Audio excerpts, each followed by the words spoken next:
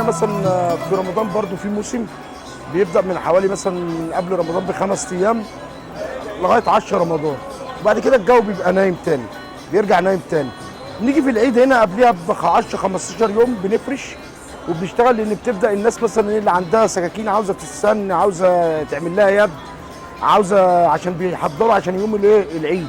طبعا بيبقى في زحمه عند السنانين على السن، بس السنه دي يعني تقدري تقولي مثلا الجو نايم شويه، قله ما اعرفش يعني، ولا الموظفين منها لسه ما قبضتش ولا مش عارفين في ايه، فالجو نايم.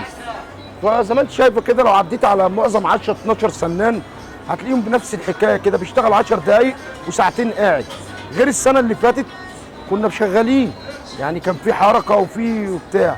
فالسنه دي يعني ممكن عشان مشكله اللي هي اتعملت بتاعت اللحمه دي، الناس مفيش بيع ولا في شراء، وفي ركود كده في السوق ما كانش كده خالص، ما كنتش عارفي تقفي الوقفه دي.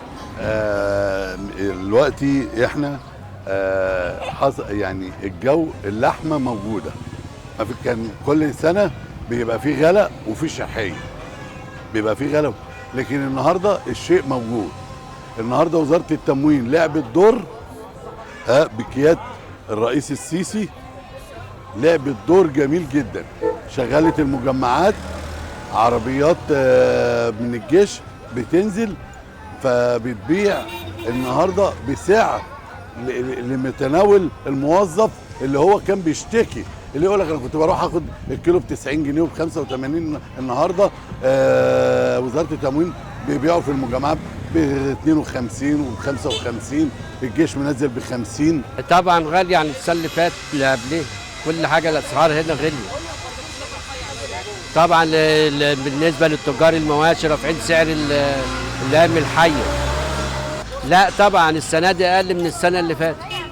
لا ما احنا طول السنه بنعمل العده اللي هتشتغل، احنا هنا المذبح كنا بنشتغل كل يوم، فالمذبح اما بنام بقينا نشتغل 3 ايام، لان المذبح اتنقل بساتين، فكان المذبح هنا الجزار بيجي ياخد لحمته وبيسيب عدته تتسن وهو خارج باللحمه بياخدها معاه يروح دكانه.